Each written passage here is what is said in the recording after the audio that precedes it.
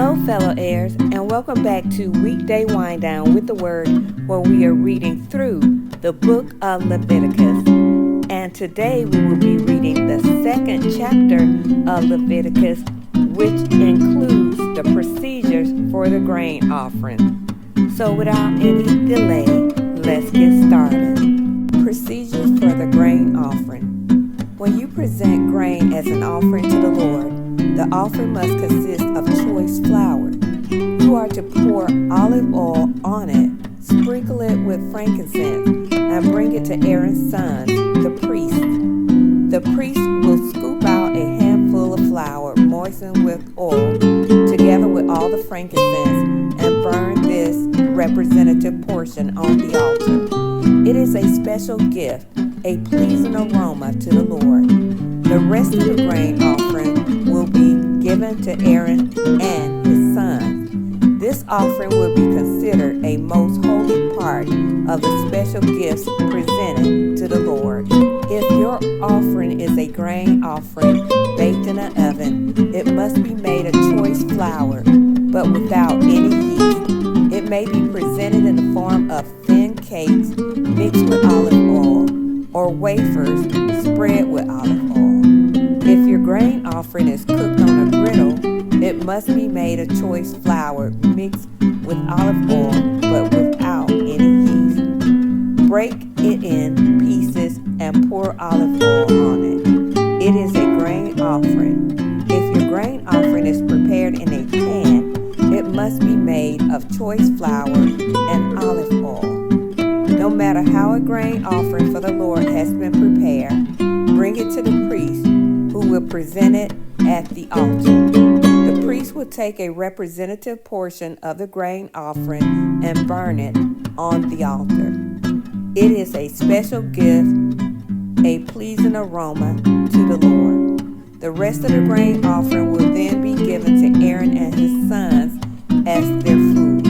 The offering will be considered a most holy part of the special gift presented to the Lord. Do not use yeast in preparing any of the grain offering you present to the Lord, because no yeast or honey may be burned as a special gift presented to the Lord.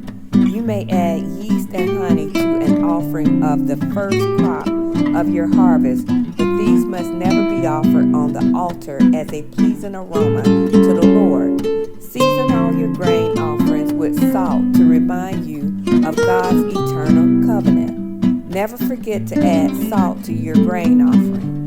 If you present a grain offering to the Lord from the first portion of your harvest, bring fresh grain that is coarsely ground and roasted on a fire. Put olive oil on this grain offering and sprinkle it with frankincense. The priest will take a representative portion of the grain moistened with oil, together with all the frankincense, and burn it as a special gift presented to the Lord. And that concludes the reading of Leviticus chapter 2 in the NLT version. One of the things that stood out to me is presenting the best to the Lord. I noticed when they mentioned flour, they said choice flour. And they kept saying choice flour. And it just made me think of, whatever you present to the Lord, present it at its best. Whatever you give unto God, if you're in prayer, to me, like, for example, prayer, if I'm praying and my mind is popping, focused on all kind of different things while I'm praying, just different things just popping up in my mind, then I might as well not be praying. So sometimes I'll pray and say, Lord, please help me focus just on you. Or sometimes, I'm praying silently and I have to pray out loud for those thoughts not to pop into my mind. And if that doesn't work, which most of the time, if I'm praying out loud, it always works. But if I'm praying, I'm just somewhere silently praying, a lot of times thoughts, other thoughts pop into my mind. And then at that point, if I can't get rid of other thoughts, I just stop praying. I thank God and stop praying, because that, to me, that's not giving God my best. My mind is on all kind of different things. It's not on praising Him. It's not on glorifying Him. It's not on petitioning Him. It's on what I got to do this day, what I got to do that day, or whatever the case is. That's not giving my best to the Lord. And so I just might as well stop praying. I just stopped praying and said I'll pray about it a little bit later when I'm in the mind space to give, God all of my attention and not divided attention, because He deserves more than that. So in any case, that's just one example. And I have to work on giving my best in other areas as well, and even in making these videos. And I welcome constructive criticism of these videos so that I can get better. Just let me know. If you're listening to this and you're not listening to it every day, and it's because of me, let me know so that I can get better, so that we can grow together.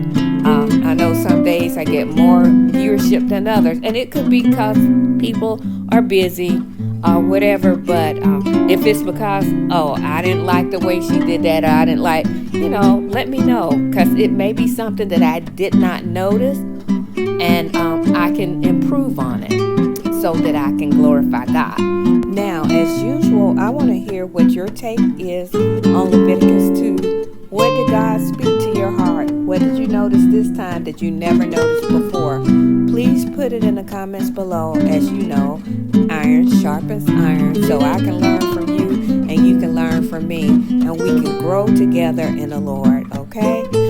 Thank you once again for listening to Weekday Wind Down with the Word, and continue to have a nice life in Jesus Christ.